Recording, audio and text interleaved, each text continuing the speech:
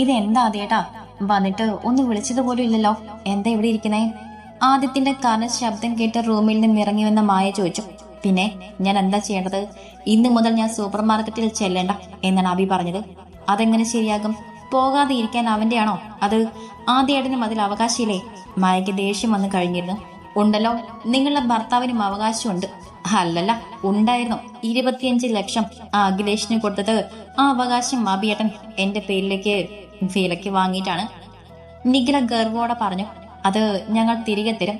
ആ സ്ഥലത്തിന് അഡ്വാൻസ് കൊടുത്ത ക്യാഷ് തിരികെ കിട്ടേണ്ട താമസമേയുള്ളൂ. മായും വിട്ടുകൊടുത്തില്ല. അത് കിട്ടിയതുപോലെ തന്നെ കിട്ടിയാലും നിങ്ങളുടെ അച്ഛൻ അത് മുക്കും. അയാള് അതൊന്നും തരാൻ പോകുന്നില്ല. അതുകൊണ്ട് സൂപ്പർ മാർക്കറ്റ് അങ്ങ് മറന്നേക്ക് ഭാര്യയും ഭർത്താവും പറഞ്ഞിട്ട് നിഖില വെട്ടിത്തിരിഞ്ഞു. നിഖില മോളൊന്ന് നിന്നേ, സുമ റൂമിന്റെ വാതിൽക്കൽ നിന്ന് വിളിച്ചു. എന്താ? അതേ ഭാവത്തിൽ അവൾ തിരിഞ്ഞു നിന്നു. ആദ്യയുടെ ഭാഗം നിന്റെ പേർക്ക് നിന്റെ ഭർത്താവ് വാങ്ങിച്ചു. നിന്റെ ഭർത്താവിന് ഒരു ഭാഗമുണ്ട്. അപ്പോ എന്റെ ഷെയർ എങ്ങനെയാണ്? ക്യാഷ് ആയി തരുന്നോ അതോ? സുമ ചോദിച്ചതും നിഖിലയുടെ മുഖം വിളറി. അല്ല, എന്റെയും 2 ആൺമക്കളുടെയും പേരിലാണ് സൂപ്പർ മാർക്കറ്റ്. പിന്നെ ഈ വീടും സ്വർണവും ലച്ചുവിനും. പിന്നിലെ 50 സെന്റ് സ്ഥലവും സ്വർണവും കൊടുത്താണ് രാധുവിനെ കെട്ടിച്ചത്.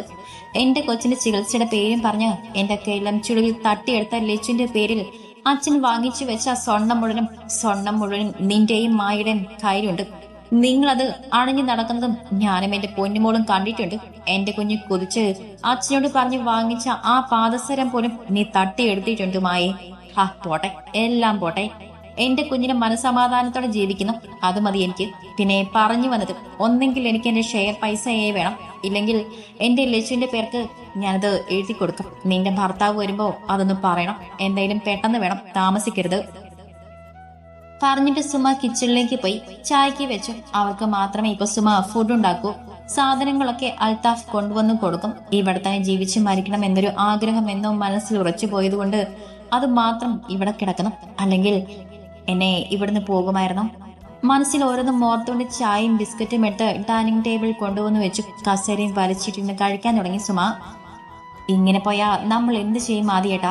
എല്ലാം കൂടെ 1 കോടിയാണ് ആ സ്ഥലത്തിന് വേണ്ടി മുടക്കിയത്. അത് തിരികെ കിട്ടിയില്ലെങ്കിൽ മായ്ക്ക് ഓർക്കുമ്പോൾ വല്ലാത്ത ഭയം തോന്നി. നിന്റെ അച്ഛനെ അല്ല എല്ലാം കൈകാര്യം ചെയ്തത്. ഇപ്പോ ആകെപ്പെട്ടത് നമ്മളും. നീ മനോജിനെ ഒന്ന് വിളിച്ച് കാര്യം പറയേ. എങ്ങനെയെങ്കിലും ആ 25 ലക്ഷം തിരികെ കൊടുത്താൽ കടയിൽ നമുക്കൊരു നിലനിൽപ്പുണ്ടാകും. ഇല്ലെങ്കിൽ തെണ്ടിപ്പോവും നമ്മൾ. അല്ലാതെ ഏട്ടാ, ആ പകുതി സൂപ്പർ മാർക്കറ്റ് ആരുടേതാ? എന്താ അതിന്റെ വലിപ്പം? മായി അവിടെ കടയുടെ മുന്നിൽ പൂർത്തിയായ സ്ഥാപനത്തെ കുറിച്ചാണ് ചോദിച്ചത്. അതേതോ പണച്ചാക്കിന്റെയാണ്. കഷ്ടിയുമാണ് തോന്നുന്നു. ബോർഡൊന്നും വെച്ചില്ല. മിക്കവാറും അതൊരു ഹൈപ്പർ മാർക്കറ്റ് ആവാനാണ് സാധ്യത. ഉള്ളിലെ പണിയൊക്കെ തീർന്ന് സൺഡേ ഉദ്ഘാടനമാണ്. അതുപോലെ ഒരു സ്ഥാപനം നമുക്ക് സ്വന്തമായി ഉണ്ടായിരുന്നെങ്കിൽ നന്നായിരുന്നു, അല്ലേ ആദ്യേട്ടാ? മിണ്ടാതെ കിടന്നു. നിന്റെയൊക്കെ അത്യാഗ്രഹത്തിന് കൂട്ടുനിന്ന് ഇപ്പൊ എല്ലാം നഷ്ടപ്പെട്ട് നിൽക്കുവാണ് ഞാൻ. ഇനിയും എന്നെ കൊണ്ട് നീ കടുംകൈ ഒന്നും ചെയ്യിക്കരുത്. അല്ലാതെ ഏട്ടാ, ഈ പുതിയ സ്ഥാപനം വരുമ്പോ നിങ്ങളുടെ കടയിൽ കച്ചവടം കുറയില്ലേ? ആദ്യം വഴക്കു പറഞ്ഞതും അതൻ കുറച്ചു നേരം മിണ്ടാതെ കിടന്നിട്ട് മായ വീണ്ടും ചോദിച്ചു. കുറയും. ഇപ്പൊ തന്നെ ആളുകൾക്ക് ആ സ്ഥാപനത്തെ കുറിച്ചേ പറയാനുള്ളൂ. ഒരു കാര്യം ചെയ്താൽ ആദ്യേട്ടാ, നമുക്ക് പൈസ തിരികെ കിട്ടിയാൽ ഈ പുതിയ സൂപ്പർ മാർക്കറ്റിന്റെ ഉടമയെ കണ്ട് അവരുടെ ഒപ്പം ബിസിനസ്സിൽ പങ്കാളിയാകാമോ എന്ന് ചോദിച്ചാലോ? അബിക്കും ഇത്രയും പൈസ കൊടുത്താലും അവിടെ ഇനി കച്ചവടം കുറയും. ഇതാകുമ്പോൾ നല്ല ലാഭം കൊയ്യാൻ നമുക്ക്. മായ പറയുന്നതിനെ കുറിച്ച് ആലോചിക്കേ അതൊരു നല്ല ഐഡിയയായി തോന്നി ആദിത്യന്. മുഖം വീർപ്പിച്ചു നിൽക്കുന്ന ലച്ചുവിനെ അതിഥികളെ സ്വീകരിക്കുന്ന തിരക്കിലും അൽത്താഫ് ഒളി കണ്ടിട്ട് നോക്കുന്നുണ്ട്. ആ പരിഭവം മൊത്തം മറിയിച്ച് കളയാൻ കൊതിയുണ്ട്. പക്ഷെ ഇപ്പോ സന്ദർഭം അനുകൂലമല്ല. അവനൊരു ചിരിയോടെ ഇടയ്ക്കിടെ ഒറ്റക്കണ്ണിറക്കി കാണിച്ച് പെണ്ണ് കണ്ണൂട്ടി വിരട്ടുന്നുണ്ട്. ഉദ്ഘാടനം കഴിഞ്ഞ് MLA പോയി. എങ്കിലും ക്ഷണിച്ചു വരുത്തിയ പല പ്രമുഖരും വന്നു പോയതും ഇരിക്കുന്നുണ്ട്. അവരോടൊക്കെ ഇതാണ് എന്റെ ഭാര്യ എന്ന് പറഞ്ഞ് ചേർത്ത് പിടിച്ച് പരിചയപ്പെടുത്തുമ്പോൾ പരിഭവം മാറ്റിവെച്ച് ചിരിയോടെ നിൽക്കുന്നുണ്ട് ലച്ചു. ഏറെ നേരത്തെ തിരക്കിനൊടുവിൽ ഓഫീസ് റൂമിനു ഉള്ളിൽ നിന്നും ആയിഷുമ ഇറങ്ങി വരുന്ന കണ്ട ലച്ചുവിനെ വിറയ്ക്കുന്നത് അവളെ ചേർത്ത് പിടിച്ചെന്ന അൽത്താഫ് വ്യക്തമായി അറിഞ്ഞു. അവൻ സുമയ്ക്കരികിൽ അവളെ വിട്ട് ആയിഷുമയുടെ അടുത്തെത്തി. ഞാൻ പോട്ടെയല്ലോ മോനെ, രാവിലെ വന്നതല്ലേ? ലച്ചുവിനെയോ സുമയെ നോക്കാതെ അൽത്താഫിന്റെ മുഖത്തേക്ക് മാത്രം നോക്കിയാണ് ചോദിച്ചത്. ദിലീപേ, ഉമ്മുമ്മനെ നീ ഒന്ന് വീടാക്കുവോ? ചെമ്പോത്ത് പുതിയതായി വന്ന ഡ്രൈവർ പയ്യനെ വിളിച്ച് ആയിഷമ്മയെ കൊണ്ടുവിടാൻ ഏൽപ്പിച്ചു. അവൻ ഉപ്പുപ്പ വൈകിയേ പോകും എന്ന് പറഞ്ഞിട്ടുണ്ട്. മറ്റാരെയും നോക്കാതെ ആയിഷമ്മ കാറിൽ കയറിയത്. അൽത്താഫ് കൂടെ നിന്ന് യാത്രയാക്കിയിട്ടാണ് കയറി വന്നത്. ആ സമയം ലച്ചു മോരുന്ന് നോക്കി ഓഫീസ് റൂമിൽ കയറിയതും അൽത്താഫ് കൂടെ കയറി വാതിലടച്ചു. അതിൽ ചാരുന്ന ലച്ചുവിനെ നോക്കി. പെണ്ണവനെ കാണാത്തതുപോലെ ചുമരിന്റെ ഭംഗി നോക്കി നിന്നു. എടി കുഞ്ഞിപ്പാത്തുമോ, അവിടെ ആ ചുമരിൽ നിന്റെ ആരെങ്കിലും ഉണ്ടോ ഇങ്ങനെ നോക്കാൻ? ഞാൻ ഇവിടെ എഴുതി നിൽക്കുന്നത്, ഇങ്ങോട്ട് നോക്ക്. പിന്നിൽ നിന്നും അവളെ ചുറ്റിപ്പിടിച്ച് കഴുത്തിൽ ചുണ്ടമർത്തിയാണ് അവൻ പറഞ്ഞത്. ലച്ചു കഴുത്തൊന്ന് പിടിച്ചു. അവന്റെ കയ്യിൽ നിന്നും കുതിരി മാറാൻ ശ്രമിച്ചു. വേണ്ട വേണ്ട, ബലം പിടിക്കണ്ട, എന്റെ പാതുമ തോറ്റുപോകും. ആ കവളിൽ ചുണ്ടമർത്തി ചുംബിച്ചുകൊണ്ട് അവൻ പറഞ്ഞതും പെണ്ണ് വാശിയുടെ അവൻ ഉമ്മ വെച്ചിടം തുടച്ചു. ആഹാ, അത്രയ്ക്കായോടി കുഞ്ഞി നീ. അവനവളെ ബലമായി പിടിച്ച് ഭിത്തിയിൽ ചേർത്ത് അമർത്തി നിർത്തിക്കൊണ്ട് അവളിലേക്ക് ചാഞ്ഞു. ആ കഴുത്തിൽ മുഖം പൂഴ്ത്തി. താടിയും മേശയും ആ കഴുത്തിൽ ഉരസിയതും ലച്ചു പിടഞ്ഞുപോയി. അല്ലുസേ, വേണ്ട, ആരെങ്കിലും കയറി വരും. പിടയിലൂടെ അവന്റെ മുഖം പിടിച്ചുയർത്താൻ ശ്രമിച്ചു. അവൻ മുഖം ഉയർത്തി ആ ചുണ്ടുകളെ നുണഞ്ഞെടുത്തതും അവൾ തളർന്ന അവനിലേക്ക് തന്നെ പതുങ്ങിച്ചേർന്നു. ഒരു തവണ വിട്ടുമാറി ശ്വാസം എടുത്തു. വീണ്ടും വീണ്ടും ആ ചുണ്ടിലെ മധുരം നുണഞ്ഞെടുക്കുമ്പോൾ ലച്ചു അവന്റെ നെഞ്ചിൽ കൈ അമർത്തി പിടിച്ചു. പാത്തുമോ, ഇവിടെ നോക്ക്. അല്ലൂസനെ നോക്ക്. ആ ചൊടികളെ വിട്ട് ആ കാതിൽ ചുണ്ടമർത്തിയെന്ന് മുത്തി അൽത്താഫ് പറഞ്ഞു. അവൾ പതിയെ മുഖം ഉയർത്തി അവന്റെ മുഖത്തേക്കൊന്ന് നോക്കി. ചുവന്നു തൊടുത്ത കുഞ്ഞുമുഖം കാണേ തന്റെ സകല നിയന്ത്രണങ്ങളും വിടുന്നത് അവൻ അറിഞ്ഞു. ഇനിയും ഇങ്ങനെ നിന്നാൽ ശരിയാവില്ലെന്നോ അവളെ ഒന്നൂടെ എന്ന് അമർത്തി ചേർത്ത് ആ ചുണ്ടിൽ അമർത്തി മൂത്തം വെച്ച് വിട്ടുമാറി നിന്നു. ഇനി പറയേ, എന്തിനാ ഇത്രയും ഭംഗിയുള്ള മുഖം ഇങ്ങനെ തീർപ്പിച്ചു വെച്ചത്? അവനത് കേട്ടതും അത്രയും സമയം ചിരിയോടെ നിന്ന പെണ്ണിന്റെ മുഖം വീണ്ടും വീർത്തു. ദേ പാത്തുമോ, കാര്യം പറഞ്ഞു, ഇല്ലെങ്കിൽ എനിക്ക് ദേഷ്യം വരുവേ. ടേബിൾ ചാരി കൈകെട്ടി നിന്ന് അവൻ ചോദിച്ചു. ഇവിടെയാണ് സൂപ്പർ മാർക്കറ്റ് എന്ന് എന്നോട് പറഞ്ഞു. ചോദിക്കുമ്പോൾ ലച്ചുവിന്റെ മുഖം കൂർത്തു. എവിടെയാണെന്ന് എന്റെ കെട്ടിയോൾ ചോദിച്ചോ? അവന്റെ മുഖത്തൊരു ചിരി മിന്നിയെങ്കിലും അത് ഒളിപ്പിച്ച് അവനും ചോദിച്ചു. എന്നാലും മല്ലൂസിന് പറഞ്ഞൂടെ ഇവിടെയാണെന്ന്? ഓ, അപ്പോ ചെമ്പത്തെ അൽത്താഫിന്റെ പെണ്ണിന് ചേട്ടന്മാരുടെ മുന്നിൽ കെട്ടിയൊന്ന് ഉയർന്നു നിൽക്കുന്നത് ഇഷ്ടമല്ല എന്ന് അവൻ ചിരി ഒളിപ്പിച്ച് വീണ്ടും പെണ്ണിനെ നോക്കി കാലിപ്പെട്ടു. അതാണോ അലൂസ ഞാൻ പറഞ്ഞത്? അങ്ങനെയാണോ എന്നെ മനസ്സിലാക്കിയത്? ലച്ചുവിന്റെ മുഖം മങ്ങിപ്പോയി. ഇവിടെ വാ. അവൻ അവിടെ നിന്ന് തന്നെ ഇരു കൈയും അവൾക്ക് നേരെ നീട്ടി വിളിച്ചു. മങ്ങിയ മുഖം കുനിച്ച് അവൾ പതിയെ അവനരികിൽ വന്നു. ഇരു കൈകൊണ്ടും അവളെ ചുറ്റിപ്പിടിച്ച് നെറ്റിയിൽ ചുണ്ടമർത്തി വെച്ചു. അവൻ പിന്നെ ആ കണ്ണിൽ കവളിലൊക്കെ ചുണ്ടമർത്ത് മാറി. എന്തിനാ സങ്കടം? നിന്റെ ഏട്ടന്മാർക്ക് ബിസിനസ് കുറയുമെന്നോർത്തോ? നിറഞ്ഞ അവളുടെ കണ്ണുകൾ കാണി അവൻ വീണ്ടും കളിയായി ചോദിച്ചു. ഇല്ല, പറഞ്ഞിട്ട് അവന്റെ മുഖത്തേക്ക് നോക്കി അവൾ. പിന്നെ അവൻ വീണ്ടും ചോദിച്ചു. അല്ലൂസിനെ അവർ ഉപദ്രവിക്കും. എന്തും ചെയ്യാൻ മടിക്കില്ല. എനിക്ക് അവരെയൊക്കെ പേടിയാണ്. അല്ലൂസില്ലാതെ പിന്നെ അല്ലൂസിന്റെ കുഞ്ഞിപ്പാത്തുമില്ല. അവന്റെ മുഖം മുഴുവനും അമർത്തിച്ചും വീശുകൊണ്ട് അവൾ പറഞ്ഞു. കാലുകൾ എത്തിക്കുത്തിന്നാണ് ഇതൊക്കെ ചെയ്യുന്നതും പറയുന്നതും. അവളെ ചുറ്റി വരിഞ്ഞു നിന്ന് അടങ്ങാത്ത പ്രണയം കണ്ണിൽ നിറച്ചു. ലിച്ചു, എവിടെ ജമീല? സുമ അവിടെ അരികിൽ വന്ന് ചോദിച്ചു. അവരങ്ങോട്ട് പോയി ചേച്ചി. ഓഫീസ് റൂമിന്റെ ഭാഗത്തേക്ക് ചൂണ്ടിക്കാണിച്ചു അവർ പറഞ്ഞു. ഞാൻ വിളിക്കാനോ? എന്തെങ്കിലും ആവശ്യമാണോ ചേച്ചി? ജമീല സുമയുടെ കൈയും പിടിച്ച് അടുത്ത് കിടന്ന കസാരയിൽ നിന്ന് ചോദിച്ചു. അത്യാവശ്യം ഒന്നില്ല ജമീലെ, പോയാലൊന്ന് ആലോചിക്കുക. ഇപ്പൊ പോകാനോ? ഉച്ചയ്ക്ക് ഫുഡൊക്കെ കഴിച്ചിട്ട് പോയാൽ മതി. ഇല്ലെങ്കിൽ എന്റെ പാത്തുമ്മയ്ക്ക് വിഷമാവും. സുമയുടെ കൈ വിടാതെ തന്നെ ജമീല പറഞ്ഞു. സുമ അവളെ തന്നെ നോക്കി. ലച്ചുവിന്റെ കാര്യം പറയുമ്പോൾ തിളങ്ങുന്ന കണ്ണുകൾ. എന്താ ചേച്ചി ഇങ്ങനെ നോക്കുന്നത്? സുമയോട് ചോദിക്കുമ്പോൾ എന്റെ പാത്തുമ്മ എന്ന് പറഞ്ഞതായിരുന്നു ജമീലയുടെ മനസ്സിൽ. അത് ചേച്ചിക്ക് ഇഷ്ടമായിട്ടുണ്ടാവില്ല എന്ന് ചിന്തിച്ചവൾ. എനിക്കിപ്പോൾ എന്ത് സന്തോഷമാണെന്നറിയോ ജമീലെ? നാളെ ഒരു ദിവസം ഞാൻ ഇല്ലാതെയായാലും സ്വന്തം അമ്മയായി എൻ്റെ ലച്ചുവിനെ നീ നോക്കുന്ന എനിക്കിപ്പോൾ ഉറപ്പുണ്ട്. അതുപോലെ തന്നെ നാസറും പിന്നെ എൻ്റെ അല്ലുമോനെ എന്നും നിങ്ങൾക്കൊക്കെ ഇതുപോലെ സന്തോഷത്തോടെ സ്നേഹത്തോടെ ഒത്തൊരുമയുടെ കഴിയട്ടെ എന്നൊരു പ്രാർത്ഥന മാത്രമാണ് എനിക്ക്. സന്തോഷത്തോടെ തന്നെ സുമ അത് പറഞ്ഞപ്പോഴാണ് ജമീലയ്ക്കും സന്തോഷമായത്. ദേ വരുന്ന ചേച്ചി, ചോദിച്ച ആളുകൾ. സെറ്റ് സാരി ഉടുത്ത ലച്ചുവും മുണ്ട് ഷർട്ട് അണിഞ്ഞ അൽത്താഫും കൈ കോർത്ത് പിടിച്ച് നിറച്ചേരിയോടെ വരുന്നത് കാണി സുമമ്മയുടെ മനസ്സ് സന്തോഷം കൊണ്ട് നിറഞ്ഞു തുളുമ്പി. ഒച്ചയും ബഹളങ്ങളും ആരോപങ്ങളും കഴിഞ്ഞ് രാത്രി 11 മണിയോടെ അടുപ്പിച്ചാണ് കഴയും പൊട്ടി അൽത്താഫും ലച്ചുവും വീട്ടിലേക്ക് തിരിച്ചത്. കാറിലിരിക്കുമ്പോൾ ലച്ചു എന്തോ ചിന്തിച്ചും മിണ്ടാതിരിക്കുന്നത് കാണി അവന്റെ മുഖം മങ്ങി. ദേഷ്യവും വന്നു. വൈകിട്ട് മുതൽ കാണുന്നതാണ് ഈ ചിന്തയും വാടിയ മുഖം. അതോർക്കെ വണ്ടിയുടെ വേഗതയും കൂടി. അലുസേ, എന്തിനാ സ്പീഡ് കൂട്ടുന്നേ? പതിയെ പോവാം. ലച്ചു പറഞ്ഞിട്ടും അങ്ങോട്ട് നോക്കുകയോ മറുപടി പറയുകയോ ചെയ്യാതെ അവൻ കാർ സ്പീഡിൽ ഓടിച്ചു. അവളാണെങ്കിൽ കാര്യം എന്തെന്ന് മനസ്സിലാവാതെ മിഴിച്ചു നോക്കിയിരുന്നു. അലുസേ, കാര്യം എന്താന്ന് പറയ്. ഇപ്പൊ എന്തിനാ പിണക്കം? മറുപടി ഏതും പറയാതെ കാർ ഓടിച്ച് മുറ്റത്ത് കയറ്റി ഒതുക്കിയിട്ട് പുറത്തേക്കിറങ്ങി. ലച്ചുവിന് നോക്ക് പോലും ചെയ്യാതെ വീടിന്റെ വാതിൽ തുറന്ന് അകത്തേക്ക് കയറിപ്പോയവൻ. അവളെങ്കിൽ ശരിക്കും പകച്ചുപോയി. ചെറിയ കാര്യം മതി ആൾക്ക് ഫീലാവാൻ, അതറിയുന്നതാണ്. പക്ഷെ ഇപ്പോ അവിടുന്ന് ഇറങ്ങിയിട്ട് എന്ത് സംഭവിച്ചെന്ന് എത്ര ചിന്തിച്ചിട്ടും പെണ്ണിന് മനസ്സിലായതുമില്ല. അവൾ കാറിൽ നിന്നിറങ്ങി 2-3 കവറുകൾ വണ്ടിയിൽ ഇരുന്നത് എടുത്തിട്ടൊക്കെ ആണ് വീണുള്ളിൽ കയറിയത്. ബാഗുകളും കവറുകളും ഡൈനിങ് ടേബിൾ വെച്ചിട്ട് നേരെ റൂമിലേക്ക് ചെന്ന് ലച്ചു. ബാത്റൂമിൽ വെള്ളം വീഴുന്ന ശബ്ദം ആള് കുളിക്കാൻ കയറിയെന്ന് മനസ്സിലായതും ലച്ചു വീണ്ടും താഴേക്ക് പോയി കഴിക്കാനുള്ളതൊക്കെ ഒന്നെടുത്ത് ചൂടാക്കി വെച്ചു. കൊണ്ടുവന്ന സാധനങ്ങളും ഒതുക്കി വെച്ച് വീണ്ടും റൂമിലെത്തി. അലുസേ. പുറം തിരിഞ്ഞു നിന്ന് കണ്ണാടിയിൽ നോക്കി മുടി ഒതുക്കുന്നവനെ ലച്ചു വിളിച്ചു. എവിടെ? തിരിഞ്ഞു പോലും നോക്കാതെ അവൾ ഫോണും എടുത്ത് ബെഡിലേക്ക് കിടന്നു. അവളുടെ കണ്ണുകൾ നിറഞ്ഞു. അലുസേ, എന്തിനാ ദേഷ്യം? ഞാൻ എന്ത് ചെയ്തിട്ടാ? എങ്ങനെ മിണ്ടാതിരിക്കലേ? എനിക്ക് സഹിക്കാൻ പറ്റുന്നില്ല. കണ്ണുകൾ നിറഞ്ഞൊഴുകിയെങ്കിലും അവന്റെ കൈകളിൽ പിടിച്ചു ലച്ചു പറഞ്ഞു. നീ നിന്റെ കാര്യം നോക്കിക്കേ, എന്നെ വെറുതെ വിട്ടേക്ക്. ചുമ്മാ വന്നിരുന്ന് ശല്യം ചെയ്യാതെ. ലച്ചുവിന്റെ കൈ തട്ടി മാറ്റി അവൻ ഫോൺ മാറ്റി വെച്ച ബെഡിലേക്ക് കിടന്നു. ഫുഡ് കഴിച്ചിട്ട് കിടക്കുക അലുസേ, ഞാൻ എല്ലാം എടുത്തു വച്ചിട്ടുണ്ട്. എന്നോടുള്ള ദേഷ്യത്തിന് പട്ടിണി കിടക്കണ്ട. പറഞ്ഞിട്ട് കുളിച്ചു മാറാനുള്ളതും എടുത്ത് ലച്ചു ബാത്റൂമിൽ കയറി വാതിലടച്ചു. അതുവരെ പിടിച്ചു വെച്ച സങ്കടം പൊട്ടി ഒഴുകി. എന്തോ ഒരു ദേഷ്യം അവനുണ്ടെന്ന് ഉറപ്പായി. ഇനി ആ ദേഷ്യം പോകും വരെ മിണ്ടില്ല, അതറിയാം. പക്ഷെ ഈ പിണക്കം എന്തിനെന്ന് പോലും മനസ്സിലാകുന്നില്ല. ഏറെ നേരം കരഞ്ഞുകൊണ്ട് കണ്ണും മൂക്കവും നന്നായി ചുവന്നിരുന്നു. അവൾ കുളിച്ചു വരുമ്പോൾ അവൻ ഉറങ്ങിപ്പോയിരുന്നു. താഴ്ച നിന്ന് നോക്കിയെങ്കിലും ഒന്നും കഴിച്ചിട്ടില്ല. എല്ലാം എടുത്തു വെച്ച് ലച്ചും വന്ന് അവന്റെ അരികിൽ കിടന്നു. ഒരുപാട് ദേഷ്യമുണ്ട് അല്ലേ അലുസേ ഈ കുഞ്ഞിപ്പാത്തുവിനോട്? ഞാൻ എന്താ ചെയ്തത് എന്ന് എനിക്കറിയില്ലല്ലോ. ഒന്ന് പറഞ്ഞാലല്ലേ അറിയൂ. വേഗം ദേഷ്യം മാറി പാത്തുവിനോട് മിണ്ടണേ അലുസേ.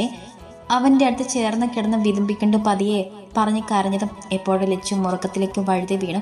അതൊന്നും അറിയാതെ അൽത്താഫ് അന്നത്തെ അലച്ചിൽ ക്ഷീണത്തിൽ ഗാഠമായ ഉറക്കത്തിലായിരുന്നു. മോളെ ലച്ചു, കുഞ്ഞെ എഴുന്നേറ്റ് ലച്ചു. സുമ അടുത്ത് വന്നിരുന്ന് തലയിൽ തലോടി വിളിക്കുന്നതറിഞ്ഞ് ലച്ചു പിടഞ്ഞുണർന്നു. അമ്മ എപ്പോ വന്നു? ഞാൻ ഇവിടെ ഞങ്ങളുടെ വീട്ടിലല്ലേ, പിന്നെങ്ങനെ? അടഞ്ഞു പോകുന്ന കണ്ണുകൾ വലിച്ചു തുറന്ന് ലച്ചു ചുറ്റിനെ നോക്കി. ഇല്ല, അമ്മയില്ല, സ്വപ്നം കണ്ടതാണ്. ഒരു പുഞ്ചിരിയോടെ എഴുന്നേറ്റിരുന്നപ്പോഴാണ് ഒരാളുടെ പിണക്കം ഓർത്തത്. പെട്ടെന്ന് ബെഡിലേക്ക് നോക്കി. ഇല്ല, എഴുന്നേറ്റ് താഴേക്ക് പോയിട്ടുണ്ടാകും. പിണക്കം അല്ലെങ്കിൽ ഇപ്പോ തൊട്ടും തലോടിയും ഇവിടെ തന്നെ കിടക്കും. ഞാൻ എഴുന്നേൽക്കം വരെ ഓരോന്നും ഓർത്ത് ലച്ചുവിന് കണ്ണു നിറഞ്ഞു. മുഖം ഒന്ന് തുടച്ച് എഴുന്നേറ്റ് ഫ്രഷായി താഴേക്ക് ഇറങ്ങി വന്നു. അവിടെ ഒരാൾ ഒരിക്കലും ഇല്ലാത്ത പേപ്പറിൽ കമഴ്ന്ന് കിടപ്പുണ്ട്. ആ ഇരിപ്പൊന്ന് നോക്കി അവൾ കിച്ചണിലേക്ക് പോയി. അവന് തിരിഞ്ഞു നോക്കി ചിരി കടിച്ചു പിടിച്ചിരുന്നു. അറിയാതെ പറഞ്ഞു പോയി, പൊട്ടിക്കാളി കുഞ്ഞി പാത്തു. ദാ അല്ലൂസ ചായ അവിടെ വച്ചേക്ക്. മുഖത്ത് നോക്കാതെ അവൻ പറഞ്ഞതും പെണ്ണിന്റെ മുഖം വീർത്തു. അത് മനസ്സിൽ കണ്ടതുപോലെ അവന്റെ ചുണ്ടൊന്ന് വിടരുകയും ചെയ്തു. ചായ ടീപ്പോയിന്മേൽ വെച്ചിട്ട് ലച്ചു പിറുപിറുത്തുകൊണ്ട് കിച്ചണിലേക്ക് പോയി. അന്ന് പിന്നെ അവന്റെ കാര്യങ്ങളൊക്കെ ചെയ്തു കൊടുത്തെങ്കിലും അങ്ങോട്ടൊന്നും ചെന്ന് സംസാരിക്കാൻ ലച്ചു നിന്നില്ല. അവൾക്കും വാശി തോന്നി. പതിവ് പോലെ കോളേജിൽ കൊണ്ട് വിട്ടിട്ട് ഒന്നും മിണ്ടാതെ അവനും കാറെടുത്ത് പോയി. മുഖം വീർപ്പിച്ച് അവളും. എന്തേ, പ്രിയതമ്മനോട് പിണങ്ങിയോ കുഞ്ഞിപ്പാത്തുമ്മ? എന്തിനാ ഇപ്പൊ പിണങ്ങിയത്? ലച്ചുവിന്റെ കവളിൽ നുള്ളി ഹരിത ചോദിച്ചു. അതിന് എനിക്കല്ലല്ലോ പിണക്കം, നിന്റെ ഏട്ടനല്ലേ. ഓ, എന്നിട്ട് നീ എന്റെ ഏട്ടനെ ഒന്നും തിരിഞ്ഞു പോലും നോക്കാതെ വന്നില്ലേ പാത്തുമ്മോ? നീ എന്നെ പാത്തുമ്മ എന്ന് വിളിക്കണ്ട, അതിന്റെ അല്ലൂസ് വിളിക്കുന്നതാണ്. ലച്ചു ഹരിതയെ നോക്കി കണ്ണോട്ടി. അവൾ പൊട്ടിച്ചിരിച്ചു പോയി. എന്റെ പൊന്നോ, ഒരല്ലൂസും അവന്റെ കുഞ്ഞിപ്പാത്തുമ്മയും. വാ, നമുക്ക് ക്ലാസ്സിൽ പോവാം. ലച്ചുവിന്റെ കൈ പിടിച്ച് ഹരിത ക്ലാസ്സിലേക്ക് കയറിപ്പോയി. ക്ലാസ്സിൽ വന്നിരുന്നെങ്കിലും ലച്ചുവിന് ആകെ ഒരു വല്ലായ്മ തന്നെയായിരുന്നു. നെഞ്ചു വല്ലാതെ ഇടിക്കുന്നു. ഒന്ന് ചിരിക്കാൻ കഴിയുന്നില്ല. ഹരിത ഓരോ നിമിഷവും കൂടെയുണ്ടെങ്കിലും അവൾ പറയുന്നത് ഒന്ന് ശ്രദ്ധിക്കാൻ പോലും ലച്ചുവിന് കഴിയുന്നില്ല. നീ ഇത് ഇങ്ങനെ സങ്കടപ്പെടലേ, ഏട്ടൻ നിന്നെ കളിപ്പിക്കുന്നതാവും. ഇന്ന് തന്നെ പിണക്കമൊക്കെ തീരും പെണ്ണേ, ഇന്ന് ചിരിക്ക്. ലച്ചുവിന്റെ വിഷമം കണ്ട് ഇടയ്ക്കിടെ ഹരിത പറയുന്നുണ്ട്. എന്തോ അവൾക്ക് സമാധാനിക്കാൻ കഴിഞ്ഞില്ല. ഇതിനിടെ സുമയെ ഫോൺ വിളിച്ചെങ്കിലും അറ്റൻഡ് ചെയ്തില്ല. എന്തേ, അമ്മ എടുക്കുന്നില്ല ലച്ചു? ഇല്ല, ഞാൻ എപ്പോൾ വിളിച്ചാലും എടുക്കുന്നതാണ്. കുളിക്കുകയോ മറ്റോ ആവും. നീ കുറച്ച് കഴിഞ്ഞ് വിളിക്ക്. നീ ഏട്ടനെ വിളിച്ചില്ലേ? വിളിച്ചു, അല്ലൂസും എടുത്തില്ല. ഞാൻ വീട്ടിൽ പോവാ ഹരിതേ. വൈകിട്ട് ഏട്ടൻ വരില്ലേ വിളിക്കാൻ? ഞാൻ വീട്ടിൽ പോവാണെന്ന് പറഞ്ഞ് മെസ്സേജ് ഇടാം. ഹരിതയുടെ കയ്യിൽ പിടിച്ച് ലച്ചു പറഞ്ഞു. ലച്ചു പറയുമ്പോഴേക്കും ഹരിതയുടെ ഫോണിലേക്ക് കോൾ വന്നു. അതെടുത്ത് അവളുടെ മുഖം മാറി നിറഞ്ഞ കണ്ണുകളോടെ തന്റെ കയ്യിൽ പിടിച്ചു നിൽക്കുന്ന ലച്ചുവിനെ ചേർത്ത് പിടിച്ചു. എന്താ ഹരിതേ, എന്ത് പറ്റിയടി? ആരെ വിളിച്ചത്? അവളുടെ മുഖത്തെ മാറ്റം കണ്ട് ലച്ചു വെപ്രാളത്തോടെ ചോദിച്ചു. അമ്മ, അമ്മയ്ക്ക് ലച്ചുവിനെ ഇനി കാണണ്ടേ അമ്മ? ഇങ്ങനെ കിടക്കാതെ എന്തെങ്കിലും പറയമ്മ. ലച്ചു അവളെ ചേർത്ത് പിടിച്ച് ഹരിത നിറമിഴിയോടെ വിളിച്ചു. നന്ദാവനത്തിന്റെ ഉമ്മർത്ത് വെള്ള പുതപ്പിച്ച് കിടക്കുന്ന ആ ദേഹത്തേക്ക് ചാഞ്ഞു കിടന്ന് ലച്ചു ഏങ്ങി. കുറച്ചപ്പുറം മാറി മായയും നിഗ്രയും അച്ചുമോനും ഒക്കെ ഇരിക്കുന്നുണ്ട്. ആദിത്യനും അഭിജിത്തും ഒക്കെ ഓരോന്നും ചെയ്ത് ഓടി നടക്കുന്നുണ്ട്. അൽത്താഫ് അകത്ത് തളർന്ന് അമ്മയുടെ ദേഹത്ത് ചാഞ്ഞു കിടക്കുന്നവളിൽ കണ്ണും നട്ട് ഉമ്മർത്ത് തന്നെ നിന്നു. ലച്ചുവിന്റെ അടുത്ത് തന്നെ രാധികയും മക്കളും ഒക്കെ ഇരിക്കുന്നുണ്ട്. ഭർത്താവ് അൽത്താഫിന്റെ അടുത്ത് നിൽപ്പുണ്ട്. എന്തു പറ്റിയതാ സാഹിബേ? ഇന്നലെ കൂടെ കാവിൽ വന്നതാണ്, ഞാൻ കണ്ടതാണല്ലോ. കാവിൽ പൂവും എണ്ണയും വിൽക്കുന്ന സേതു ഇബ്രാഹിമിനോട് ചോദിച്ചു. ഇന്ന് രാവിലെ എഴുന്നേറ്റ് വന്ന് മുറ്റമൊക്കെ തൂത്തു, പിന്നെ ചെന്ന് കിടന്നതാണ്. ശേഖരൻ ഉണ്ടായിരുന്നപ്പോ ഇവിടെ വരുമായിരുന്ന അഡ്വക്കേറ്റിലെ സത്യദാസ് അയാളെ എന്തോ ഏൽപ്പിച്ചിരുന്നു എന്നും അതുകൊണ്ട് വന്നതാണ്. അപ്പോൾ തീരെ വയ്യാതെയായിരുന്നു. അപ്പം തന്നെ മക്കൾ രണ്ടാളും കൂടെ ഹോസ്പിറ്റലിൽ എത്തിച്ചു. പിന്നെ എന്നെ അഡ്വക്കേറ്റാണ് വിളിച്ചത്. ആദ്യം വലിയ കുഴപ്പമൊന്നുമില്ലായിരുന്നു. അല്ലു വന്ന് കണ്ടപ്പോൾ ലച്ചുവിനെ കാണണമെന്നും പറഞ്ഞു അവൻ കൂട്ടിക്കൊണ്ടുവരാൻ ഇറങ്ങിയപ്പോഴാണ് സീരിയസ് ആയത്. കൊച്ചു വന്ന് കണ്ടില്ലേ ജീവനോടെ? മോളെയും മല്ലുവിനെയും ഒരുമിച്ച് തന്നെ കണ്ടു. എന്തൊക്കെ സംസാരിക്കുകയും ചെയ്തു. പിന്നെ പെട്ടെന്നാണ് ആള് പോയത്. ആ, ഇത്രയുള്ളൂ മനുഷ്യന്മാരുടെ കാര്യം. എന്തായാലും ആ മോളെ ഓർത്തുള്ള വേദന ഇല്ലാതെയാണല്ലോ പോയത്. അത് തന്നെ വലിയ കാര്യം. അല്ല മോളെ, ഇവിടെ കയറ്റില്ലെന്നാണല്ലോ ആ ചെറുക്കന്മാർ പറഞ്ഞുകൊണ്ടിരുന്നത്. എന്നിട്ട് ഇന്നിപ്പോ ഒന്നും പറഞ്ഞില്ലേ? തേങ്ങ വെട്ടുകാരൻ വാസുവിൻ്റെതാണ് ആ സംശയം. എന്തു പറയാൻ, അവളെയും പ്രസവിച്ചത് സുമയാണ്. അവളുടെ അച്ഛൻ ശേഖരനും. പിന്നെ ഈ വീട്ടിൽ അവളുടെ മരണപ്പെട്ട അമ്മയുടെ അടുത്ത് ഇത്തിരി നേരം ഇരിക്കാൻ ആരുടെയും അനുവാദം വേണ്ട. അത് അവർക്കും അറിയാം. അതുകൊണ്ടാവും ഇതുവരെ ഒന്നും മിണ്ടിയില്ല. ഇവിടുത്തെ ചടങ്ങുകൾ കഴിഞ്ഞാൽ കൊച്ചിനെ അല്ലുമോൻ കൊണ്ടുപോകും. അയാൾ പിന്നെ എന്തൊക്കെയോ ചോദിക്കുകയും പറയുകയും ചെയ്തുകൊണ്ടിരുന്നു. ലച്ചു, ലച്ചു, കണ്ണു തുറന്നേ. ഏട്ടാ, ദാ ലച്ചു. ഹരിതയുടെ വിളി കേട്ട് അൽത്താഫ് അകത്തേക്ക് ഓടിക്കരുത്. എന്താ ഹരിതേ എന്നും ചോദിച്ചു. ലച്ചുവിന് ബോധമില്ല ഏട്ടാ. അവളെ നിലത്തേക്ക് വീഴാതെ ചുറ്റിപ്പിടിച്ചുകൊണ്ട് ഹരിത പറഞ്ഞു. മോള് ഇത്തിരി വെള്ളം എടുത്തോണ്ട് വന്നേ. ലച്ചുവിനെ വാരിയെടുത്ത നെഞ്ചോട് ചേർത്ത് അൽത്താഫ് ഹരിതയോട് പറഞ്ഞു. കുഞ്ഞേ, കുഞ്ഞിപ്പാത്തുമോ? ആ മുഖത്ത് വെള്ളം തൊട്ട് തുടച്ച് നെഞ്ചിൽ ചേർത്ത് വെച്ചു അല്ലു വിളിക്കുമ്പോൾ രാധികയും മായും ഒക്കെ മുഖം കോട്ടിയെങ്കിലും കുറച്ചു മാറി. നസീമയ്ക്കൊപ്പം ഇരുന്ന ആയുഷുമ അവരുടെ ഓടിച്ചെന്ന് ലച്ചുവിനരികിലെത്തി. എന്തായാലും മോനെ, കൊച്ചു കുഴഞ്ഞു പോയാലോ? നമുക്ക് അപ്പുറത്തേക്ക് കൊണ്ടുപോയാലോ? നസീമ അവളുടെ മുഖവും കഴുത്തുമൊക്കെ സാരത്തലപ്പ് കൊണ്ട് തന്നെ തുടച്ചുകൊണ്ട് അവനോട് ചോദിച്ചു. അത് വേണ്ട മാമി, ഇനിയിപ്പോ എടുക്കാനുള്ള ചടങ്ങുകൾ തുടങ്ങുമല്ലേ. അമ്മയ്ക്ക് അവസാനമായി ചെയ്യാനുള്ളതൊക്കെ എന്റെ കുഞ്ഞിപ്പാത്തുമ്മ ചെയ്യട്ടെ. അവളെ ചേർത്ത് പിടിച്ച ചുമരിൽ ചാരി എന്ന് പറയുമ്പോൾ അവന്റെ കണ്ണുകളും നിറഞ്ഞുപോയി. ഇതൊക്കെ ദൂരെ നിന്നും മനോജ് നോക്കി കാണുകയായിരുന്നു. അവളെ പ്രാണൻ കൊടുത്ത് സ്നേഹിക്കുന്നവൻ, പ്രണയിക്കുന്നവൻ അവൻ തന്നെയാണ് അവളെ കിട്ടാൻ അർഹൻ. നിറഞ്ഞു വന്ന കണ്ണുകളോടെ മനോജ് നോട്ടം മാറ്റി. ഒടുവിൽ ശേഖരനരികിൽ തെക്കേ തൊടിയിൽ സുമയും അന്തിവിശ്രമം കൊണ്ടും ഉയർന്നു കത്തുന്ന ചിതയിലേക്ക് നോക്കി നിൽക്കെ ലച്ചു തളർന്നു തന്നെ പൊന്നുപോലെ കൊണ്ടു നടന്ന അച്ഛനും കുറച്ച് വർഷങ്ങളായി തന്നെ ഓർത്ത് വേദനിച്ച് മാത്രം ജീവിച്ച അമ്മയും എല്ലാരും പോയി. ഈ ജന്മം ലച്ചുവിന് ഇനി അച്ഛനും അമ്മയില്ല. അതോർക്കെ സഹിക്കാൻ കഴിയാത്ത വേദനയോടെ അവൾ നസീമയുടെ നെഞ്ചിലേക്ക് പതുങ്ങി ചേർന്നു. മോളെ പാത്തു, എഴുന്നേൽക്ക്, ഒന്ന് കുളിക്ക്. കുളിച്ചിലെ ക്ഷീണം കുറച്ച് മാറും. വാ, ഞാനും കൂടെ വരാം. ലച്ചുവിനെ താങ്ങി എഴുന്നേൽപ്പിച്ചു നസീമ. മമ്മി, ഞങ്ങൾ വീട്ടിലേക്ക് പോവാം. അവിടെ ചെന്ന് കുളിച്ചോളാം. മോനെ അല്ലു, ഇപ്പൊ ലച്ചുവിനെ കൊണ്ടുപോയ ബാക്കിയുള്ള ചടങ്ങുകളൊക്കെ അതൊക്കെ ഞാൻ കൊണ്ടുവരും. അവളെല്ലാ ചടങ്ങുകൾ ചെയ്യുകയും ചെയ്യും. പക്ഷേ ഇവിടെ ഒരു ദിവസം പോലും അവളെ നിർത്തരുന്ന മരിക്കും മുൻപ് അമ്മ എന്നോട് പറഞ്ഞതാണ്. കൂടതാ ഇവളും ഉണ്ടായിരുന്നു. അൽത്താഫിന്റെ കൈകളിൽ വാടിക്കൊഴിഞ്ഞെന്ന ലച്ചുവിന്റെ കണ്ണുകളിൽ നിന്നും കണ്ണുനീര് ഒഴുകിയിറങ്ങി. ഒപ്പം അവൾ വിങ്ങിക്കരഞ്ഞു. നമുക്ക് പോകാമോ കുഞ്ഞിപ്പാത്തു? ലച്ചുവിന്റെ ചെവിയിൽ പതിയെ ചോദിച്ചു അൽത്താഫ്. വിതുമ്പിക്കരഞ്ഞുകൊണ്ട് ലച്ചു മോളി. പിന്നെ ആരെയും നോക്കാതെ അവളെ ചേർത്ത് പിടിച്ച് അവിടെ നിന്ന് ഇറങ്ങിയവൻ. കൂടെ ഹരിതയും ഉണ്ടായിരുന്നു. കാറിൽ 3 പേരും നിശബ്ദരായിരുന്നു. ഹരിതയെ അവളുടെ താമസ സ്ഥലത്ത് കൊണ്ടാക്കിയിട്ടാണ് അൽത്താഫും ലച്ചുവും അവരുടെ വീട്ടിലേക്ക് തിരിച്ചത്. കാറിന്റെ സീറ്റിൽ ചാരി പുറത്തേക്ക് നോക്കിയിരിക്കുന്ന പെണ്ണിന്റെ കണ്ണുകൾ നിറഞ്ഞൊഴുകുന്നുണ്ട്. ഇപ്പോഴും തുടച്ച് മുഖമാകെ ചുവന്ന് വീങ്ങിപ്പോയി. അവനും അവളെ എന്തു പറഞ്ഞ് സമാധാനിപ്പിക്കണം എന്നറിയാതെ നിശബ്ദമായിരുന്നു. പാത്തുമോ, വീടെത്തി, ഇറങ്ങുന്നില്ലേ? കാർ നിർത്തി അവൻ ഇറങ്ങിയിട്ടും അതൊന്നും അറിയാതെ ഏതോ ചിന്തയിൽ മുഴുകിയിരിക്കുന്നവളെ അൽത്താഫ് വിളിച്ചു. ആ, ഇറങ്ങാം. ഞാൻ അറിഞ്ഞില്ലല്ലോ സേ വീടെത്തിയത്. കരഞ്ഞ് അടഞ്ഞ ശബ്ദത്തിൽ പറഞ്ഞിട്ടും പുറത്തേക്ക് ഇറങ്ങി ലച്ചു. അവളെ തന്നെ ദേഹത്തോട് ചേർത്ത് പിടിച്ച് വാതിൽ തുറന്ന് വീടിനുള്ളിലേക്ക് കൊണ്ടുപോയി അവൻ. ചെന്ന് കുളിച്ചിട്ട് വാ. കുളിച്ചു മാറാനുള്ള ഡ്രസ്സ് എടുത്ത് ലച്ചുവിന്റെ കയ്യിൽ വെച്ച് കൊടുത്തവൻ അലിവോടെ പറഞ്ഞു. തലയാട്ടി സമ്മതിച്ച് ബാത്റൂമിൽ കയറി വാതിലടച്ചതും സങ്കടം പൊട്ടിപ്പോയി ലച്ചുവിന്. ഇനി ഈ ജന്മം അമ്മയും കാണാൻ കഴിയില്ലല്ലോ എന്നോർക്കെ ഹൃദയം നിലച്ചു പോകും പോലെ. ആശുപത്രിയിൽ കിടന്ന എത്രയോ മാസങ്ങൾ വിശപ്പും ദാഹവും ഇല്ലാതെ എൻ്റെ ഒപ്പം എന്റെ വേദനിച്ച് അപ്പോഴൊക്കെ കരുതലോടെ ചേർത്ത് പിടിച്ചിരുന്നു. അന്നൊക്കെ അമ്മ എന്തോരം കരഞ്ഞിട്ടുണ്ട്. ആ കണ്ണുനീരൊന്ന് അടങ്ങിയത് അല്ലൂസിനെ കൂടെ കൊട്ടിയതിനു ശേഷമാണ്. പാത്തുമോ, ഇതുവരെ കഴിഞ്ഞില്ലേ? ഡോർ തുറന്നേ. അടുത്ത റൂമിലെ ബാത്റൂമിൽ ചെന്ന് കുളിച്ചു വന്നിട്ടും ലച്ചുവിനെ കാണാതെ വിളിച്ച അൽത്താഫ് ലച്ചു പിന്നെ വേഗം കുളിച്ചിറങ്ങി വന്നു. വീണ്ടും കരഞ്ഞോ എന്റെ കുഞ്ഞിപ്പാത്തുമ്മ?